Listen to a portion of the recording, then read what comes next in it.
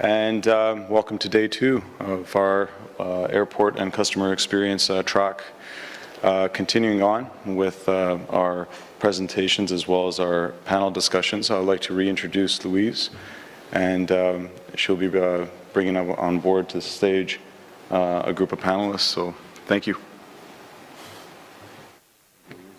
Thank you, Harry. Hello again and good morning. It's always hard having the first session in the morning after a night celebrating and networking. But I'm pleased to see that many people are coming back, and I expect a few of the stragglers to be filtering in as well. I would like to introduce to the stage the first part of a team of people that have been working this year on the IATA Digital Think Tank for the presentation of Trust Me, Know My Needs. And first I'd like to welcome Arife Ozturk, the Solutions Manager from Turkish Airlines, George Fonseca, Senior Solutions Architect from Amazon Web Services, and Matthew Kolodny, Project Manager, Professional Services Travel with Pros. Thank you.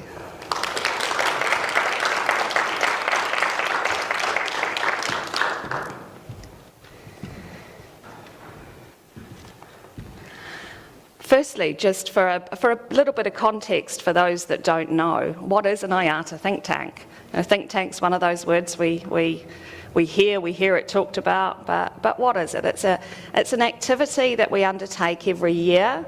It's comprised of we're going to be doing a little dance number for you all today. It's comprised of quite a small team of airlines and partners and IATA subject matter experts. And they start the year and brainstorm some strategic industry ideas for problems that are emerging within the aviation industry. And they work to look in a real green fields way, and how can we leverage technology differently? How can we create something new? How can we break something and start again? How can we go forward and change for the better? They then work to develop a white paper, and the white paper is published at the time of the World Passenger Symposium, when these proof of concepts and ideas are brought to the aviation community at large to consider whether this is indeed something to develop further.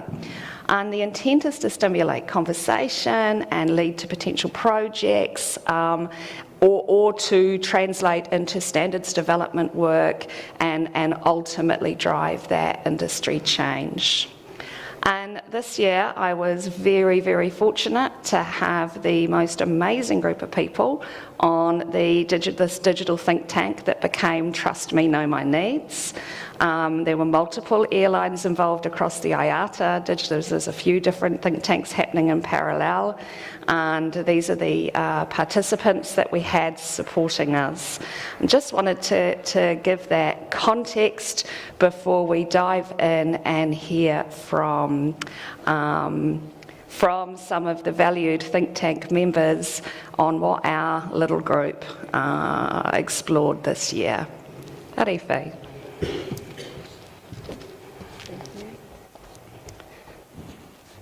Hi guys, welcome. I am Arife Ozturk from Turkish Airlines.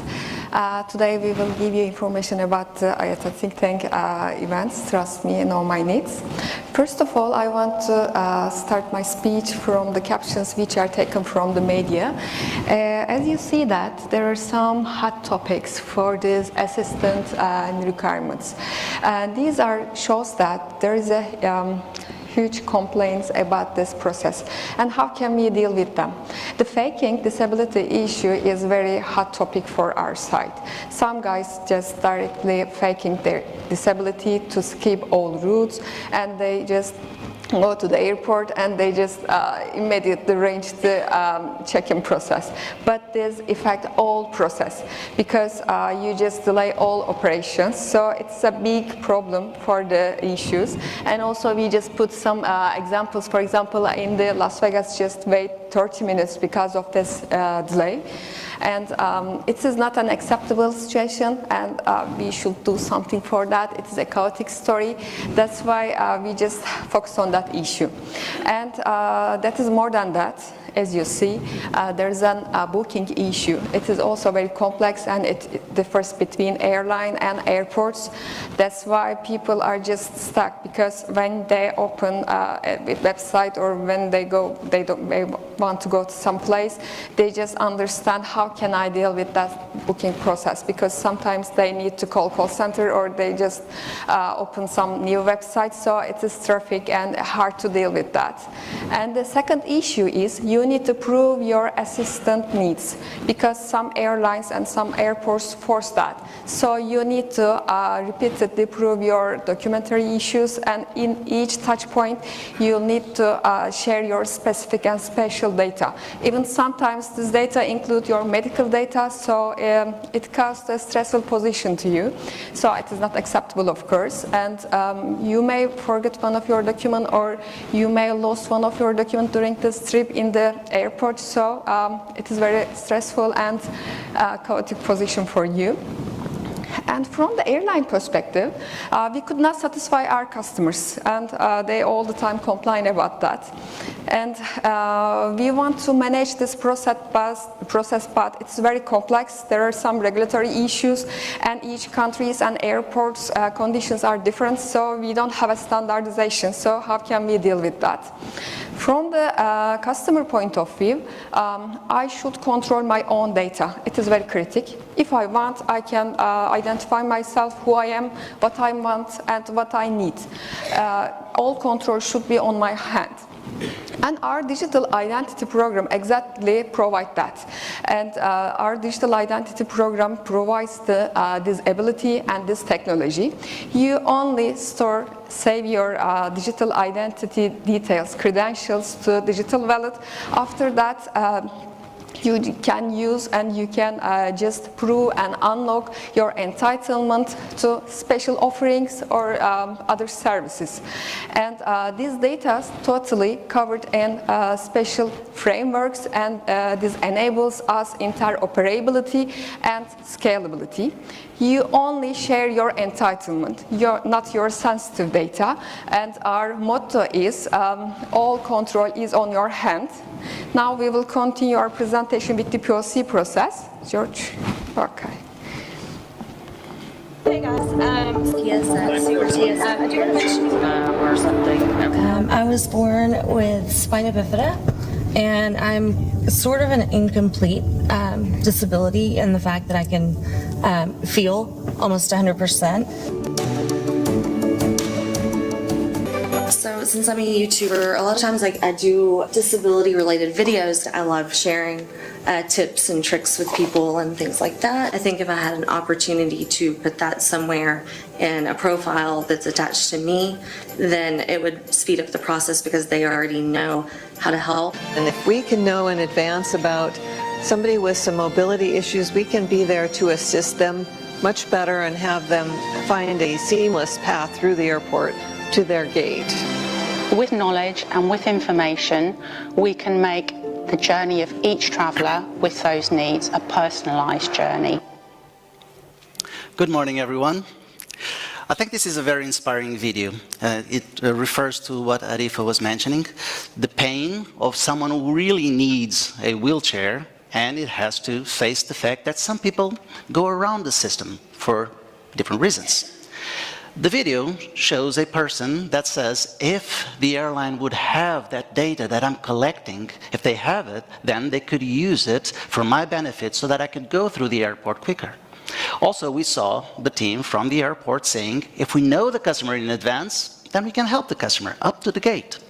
And finally, we saw a lady mentioning that we are looking at technology on how to solve this. Some of the technology is coming, some of it is already here.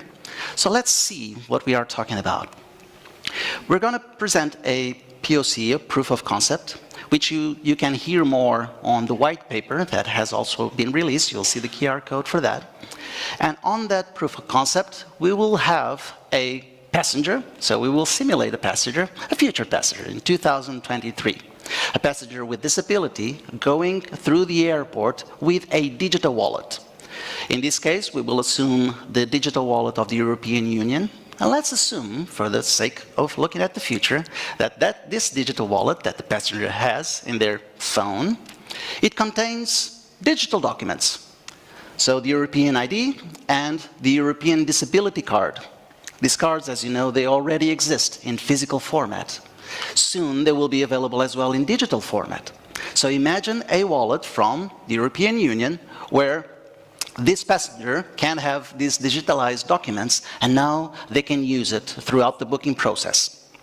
So let's see.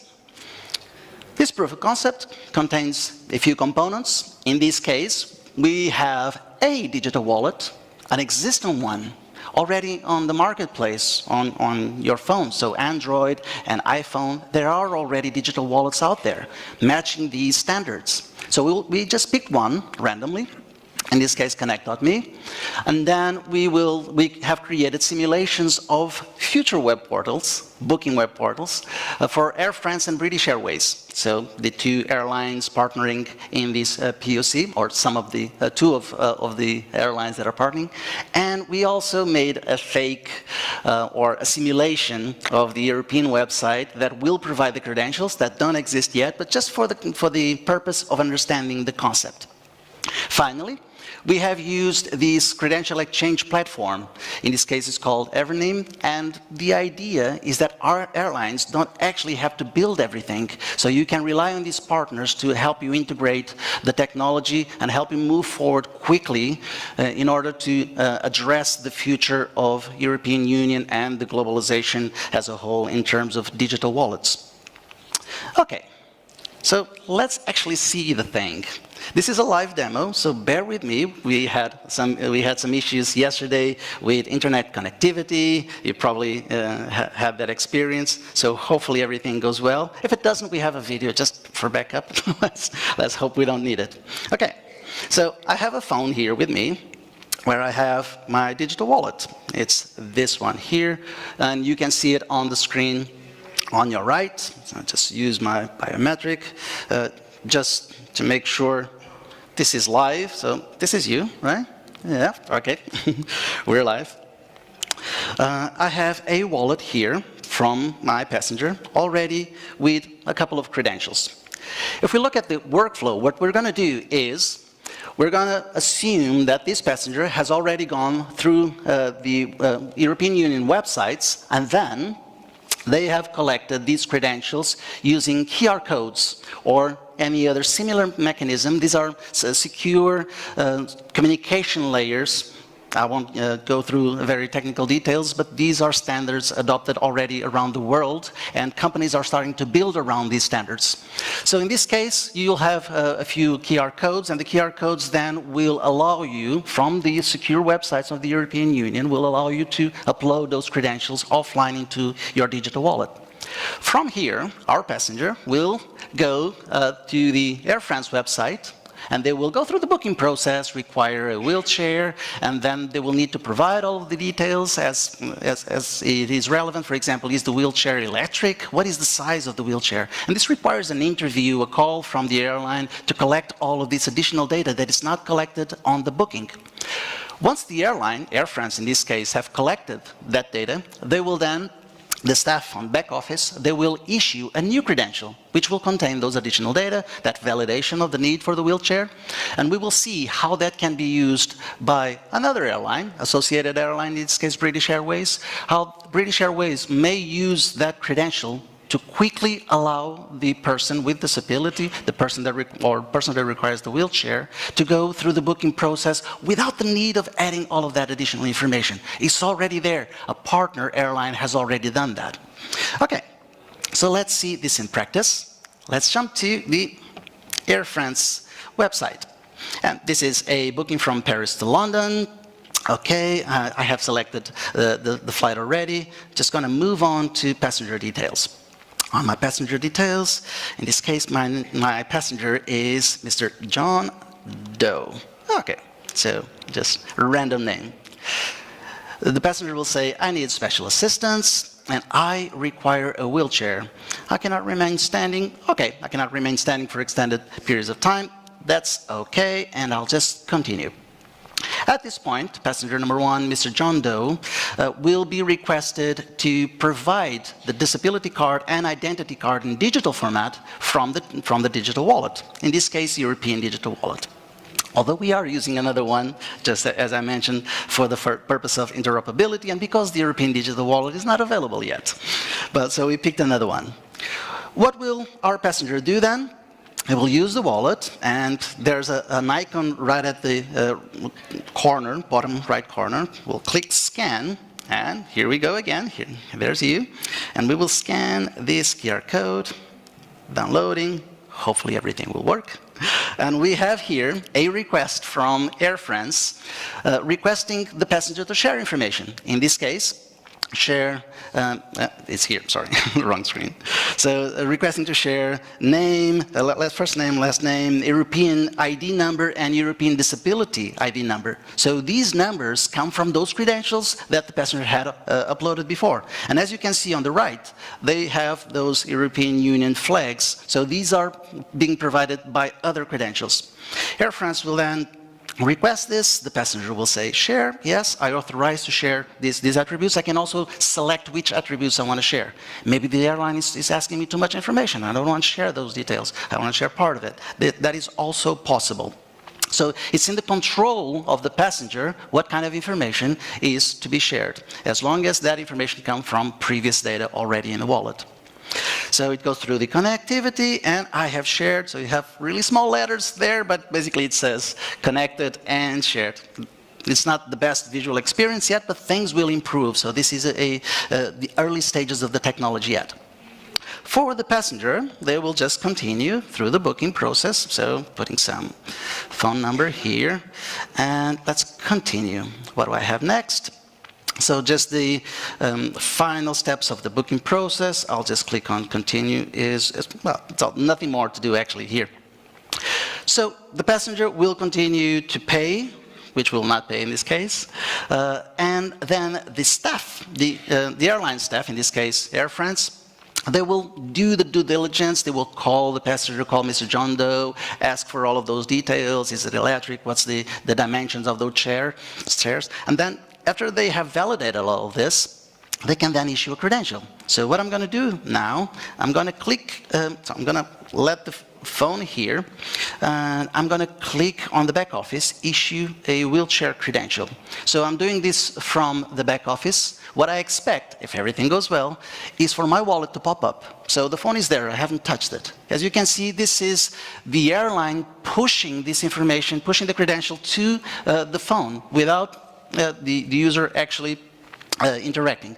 Now, of course, Mr. John Doe now has to approve, has to basically accept this validation. So what we have here is a credential issued by Air France for validation of wheelchair requirement. It contains its name, issued by Air France at the bottom, and as a passenger, I will just accept this. And once I accept it, it now becomes part of my digital wallet. I can now use it with other airlines. Let's just wait a little bit. Okay, it is processed. And now I go to my credentials, and there you go. So now I have a third credential there on my wallet that I can use. And this is, if we click on it, we can see the validation of wheelchair by Air France, and this is the data. Okay, so I have this. I'll go through my flight. I travel to London, and once I get to London, I enjoy a few days there, and I want to come back. But this time I'll book, or Mr. John Doe will book via British Airways. So LHR to Charles de Gaulle in Paris. Okay, let's just go to the end of the selection. Of course, I have previously selected the flight. Agree and continue. Now I have to provide my details. Okay, Mr. John Doe. What else do I have? So my phone number, again, my fantastic phone number, and continue. Now, this is the interesting part. the website is requesting me if I need special assistance, which is the traditional request on the websites. Of course, I can request for a wheelchair, okay, but on the right, I have these requests for sharing mobility credentials. So in this case, the validation of the wheelchair, which I have on my phone. Okay, so what I'm going to do is I'm going to provide this information to British Airways. How do I do this? They have that QR code, so I will click there to scan. Now I'm not going to use the computer, I'm going to actually scan it from there. This should work as well. Okay, downloading. And now we have a request from British Airways requesting information about wheelchair requirement. And as you can see, there's the Air France logo there. British Airways is collecting this information from Air France because it's a partner within this ecosystem.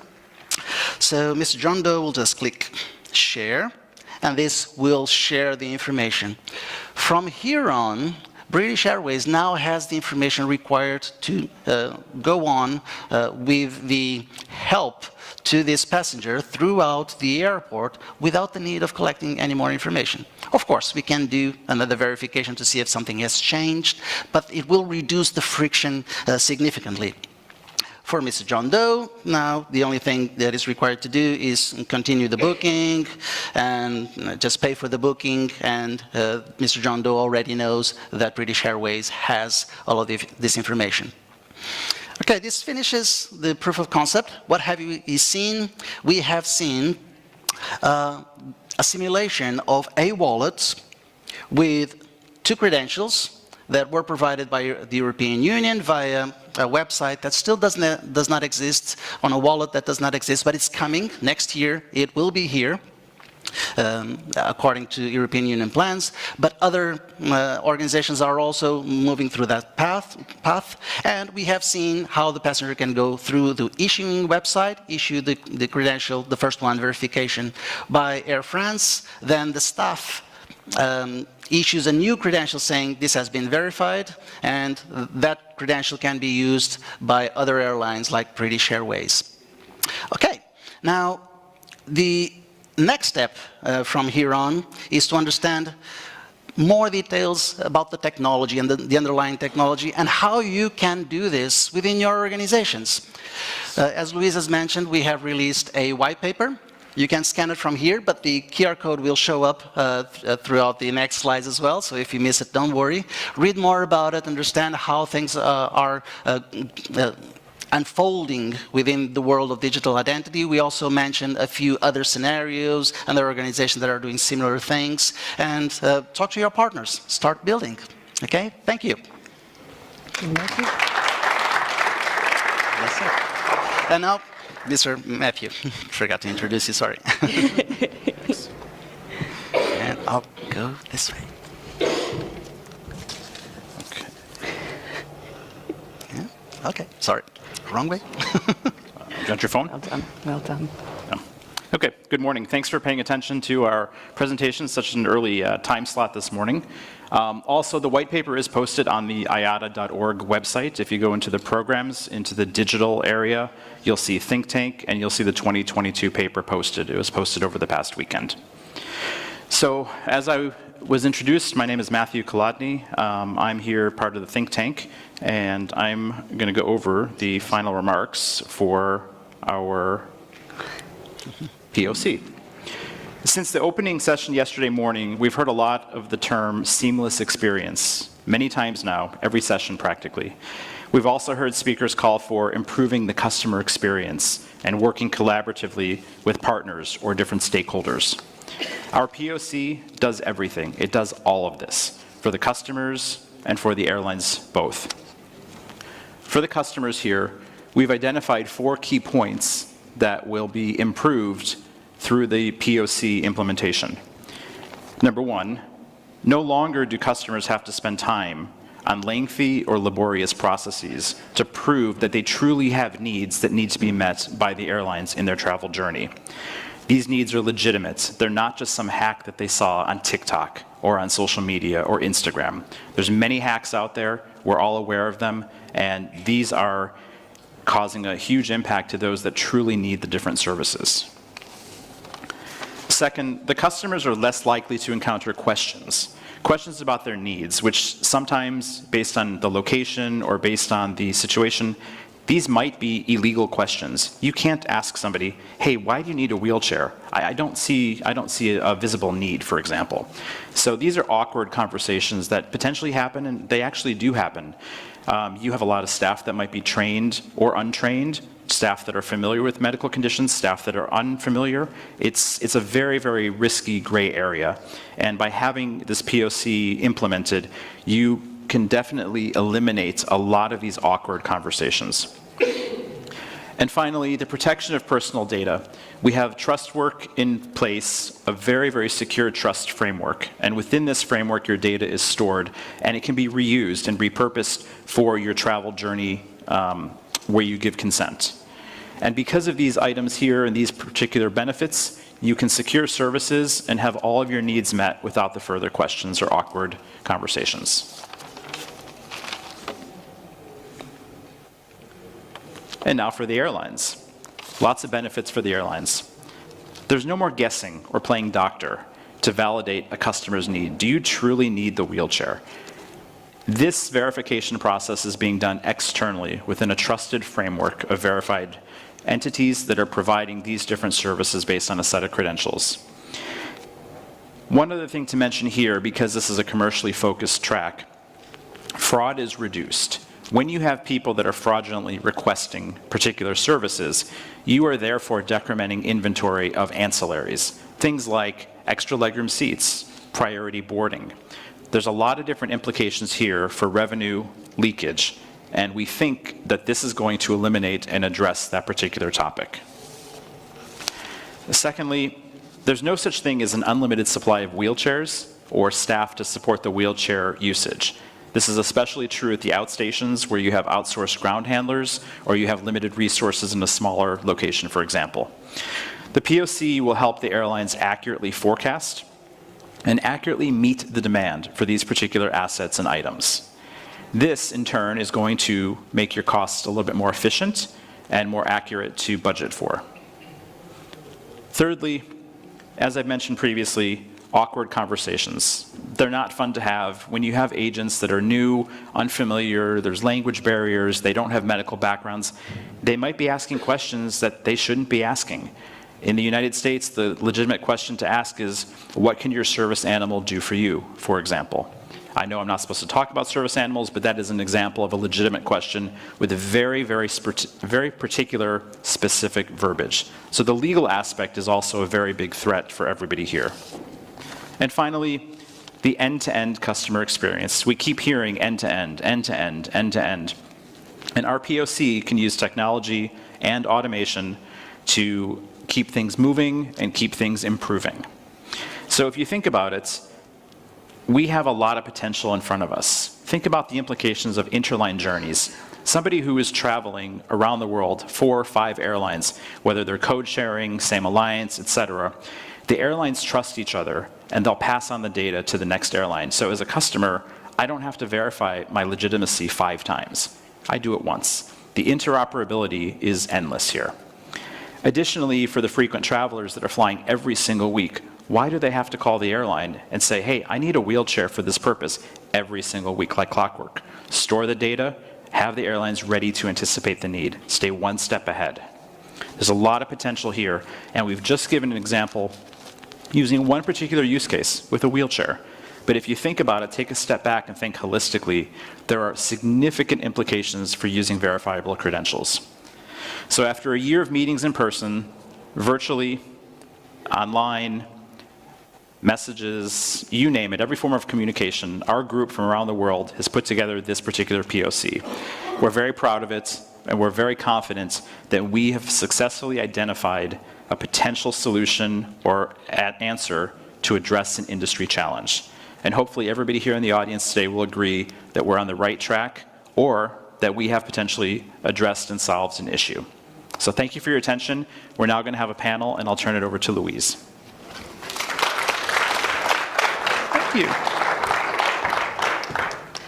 Thank you. It has indeed been a interesting and fun journey. And before we turn over to the panel, please, who are also think tank members, please once again can we thank our panelists. There's nothing quite as hair-raising as doing a live proof of concept in front of an audience. Well done. Thank you.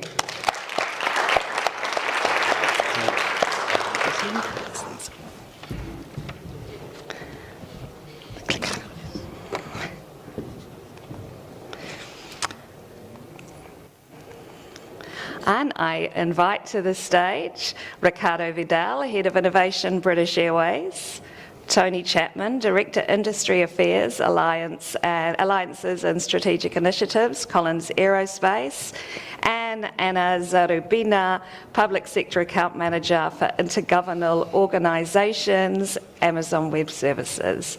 Thank you.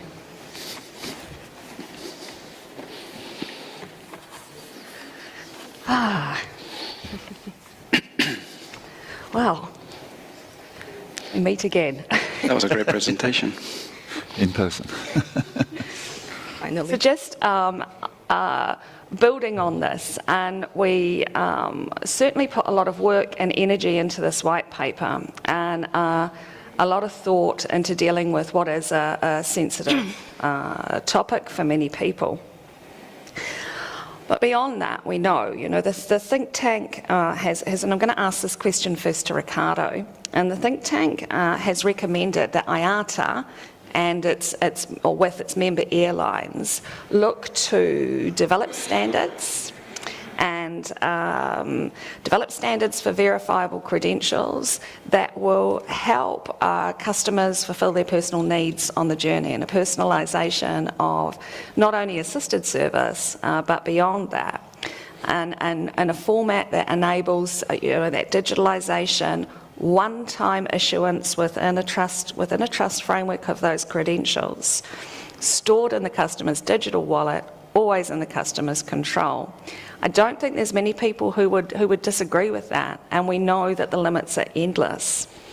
And to have these, standards for verifiable credentials, as an airline, what are the use cases you would see as being the most difficult, biggest volumes from an airline and from that customer perspective that we should prioritise in setting those standards? That's a good question. It feels very loud. So I'm going to state some obvious cases, because I think that's it's what we're seeing and what we need. I think there was a great example during the pandemic where we had to gather health information for people that needed to travel. And that was a huge case of collaboration across the industry. And it's kind of, when you've tried to work and collaborate at this level, when you see the whole industry moving in one direction because we have a threat, an external threat, and then you keep wondering, why don't we just do it without the threat, right? Why do we need a pandemic to make us go into, let's think about a digital wallet where we can store health credentials for COVID in this case, for example. So that's, I think anything that's health related, it's going to be, it has huge volumes, it's going to be required by airlines. We just need collaboration to make that happen. The second one is passports and visas. Why don't we have that now? Why do we still need a physical passport?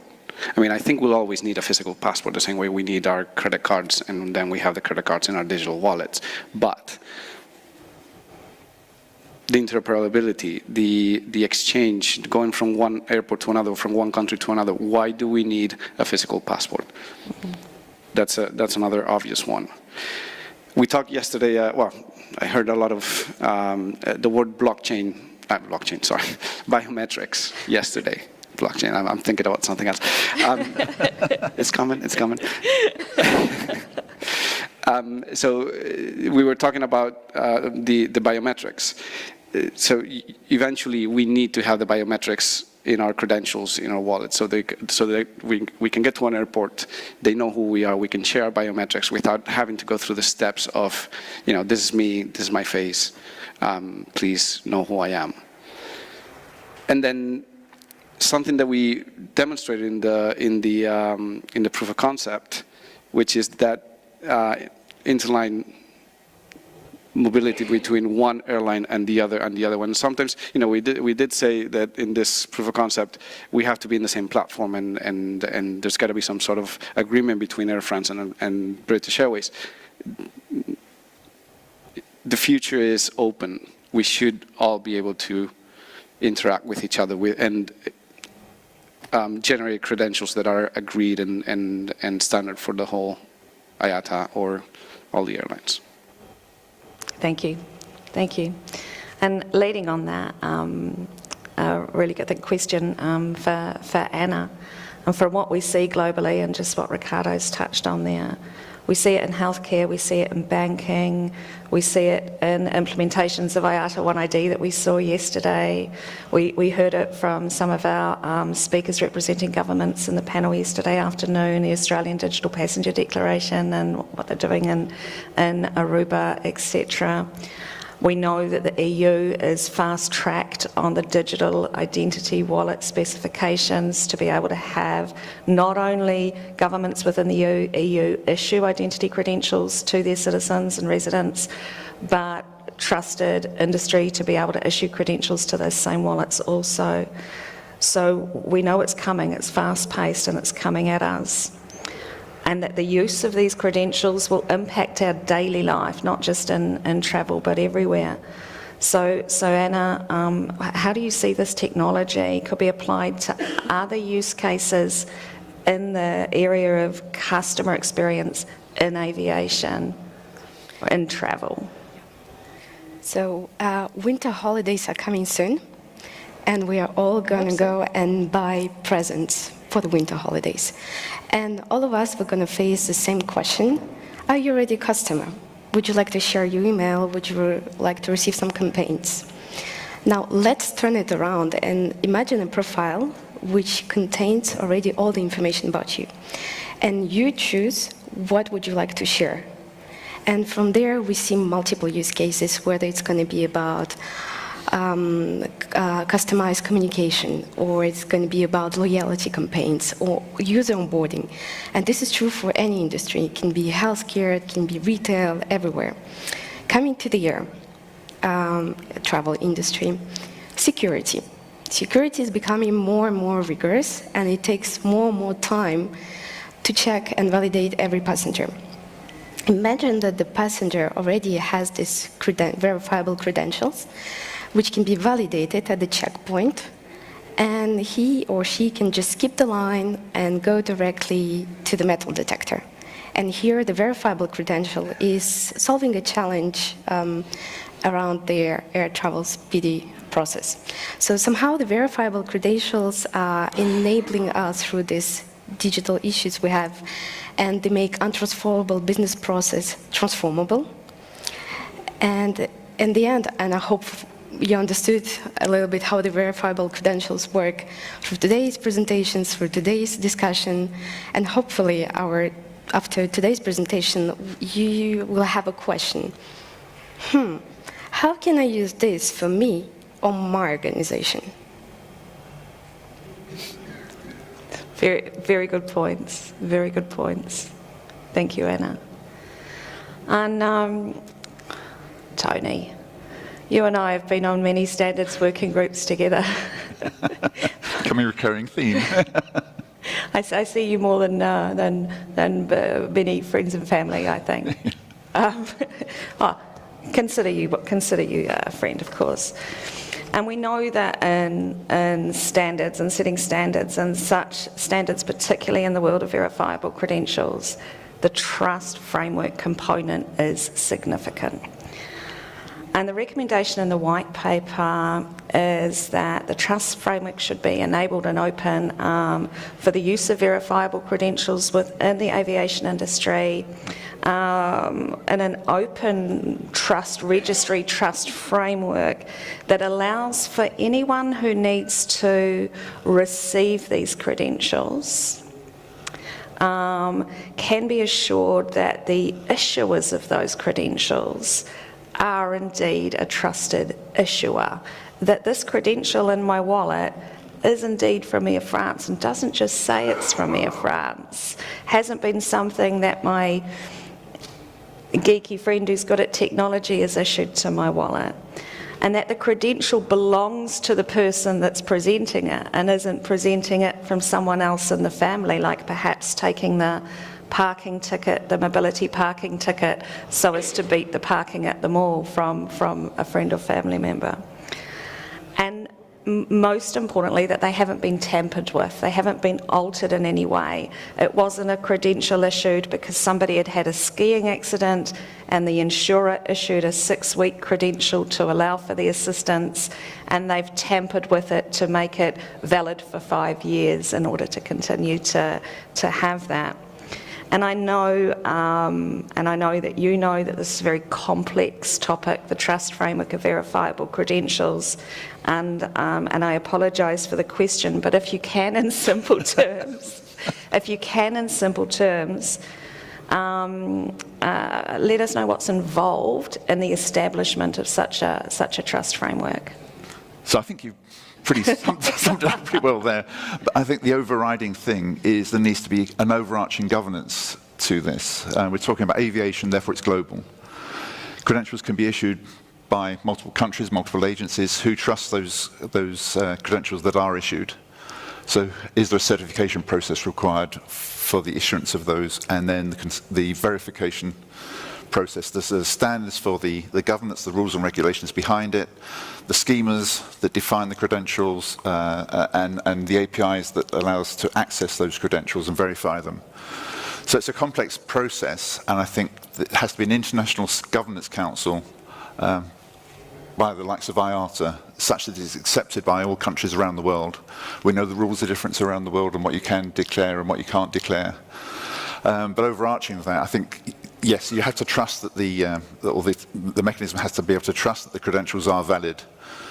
But we're also confirming that we are not exchanging any personal data. It is the credential that says I was certified to need a wheelchair, not the details of why I needed the wheelchair. And I think that's the overriding thing. Same when we declare, if we get to the point where we can use the verifiable credentials to gain access to another country, the country has issued me the okay to travel, not the details of what's behind that, just that I've got confirmation it's trusted from a receiving country that I'm okay to enter without having to know necessarily. They know the details, but the details are not shared by anybody else or to anybody else. Yeah, it's a little bit like a credit card. When I tap my credit card, pay on my watch. I'll pay on my watch or pay on my with my phone. The receiving party of the money is just being told, Louise is good for this cash, we'll make sure we get it into your account, you can trust. They're not saying, here's Louise's full banking history and you can see, what her shopping Can't even habits are. see the credit card number. Can't even see the credit card number, it's just we're good to go. Yeah. Thank you. There's so many questions I could have asked from the white paper. I strongly encourage everyone to scan that.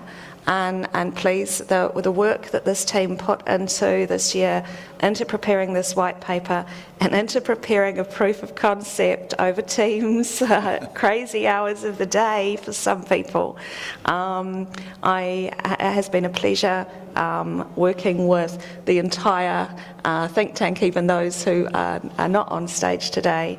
And please join me, everyone, in thanking Trust Me, Know My Needs.